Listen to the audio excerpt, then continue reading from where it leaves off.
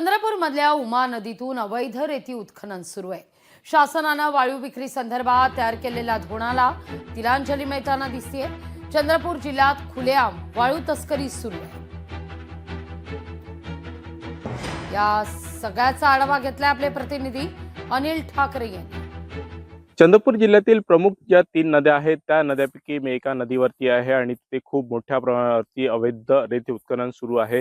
शासनाचं धोरण आहे की कोणीही जेसीबी लावून जे आहे रेती उत्खनन करू नये, असं असताना देखील इथे खूप मोठ्या प्रमाणावरती जेसीबीचा वापर करत खूप मोठ्या प्रमाणात नदीतून रेतीचं उत्खनन करत आहे आणि रस्त्याच्या कडेला खूप मोठ्या प्रमाणात ते ढिगे करून ठेवलेले आहेत। जे महसूल मंत्री आहे चंद्रशेखर बावनकुळे हे सांगतात की आम्ही जे चंद्रपूर जिल्ह्यातले संपूर्ण राज्यभरातील जे रेती घाट आहे त्या ठिकाणी सीसीटीव्ही लावू आणि त्याची सुरक्षा देखील देऊ, परंतु इथे कुठल्याही प्रकारचं सीसीटीव्ही देखील पाहायला मिळालं नाही आणि याचे खूप मोठ्या प्रमाणात ते ढिगारे करत ते अवैधरित्या जमा करत आहे।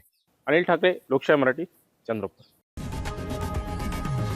लोकशाही मराठी ऐका, पहा, जागरूक रहा।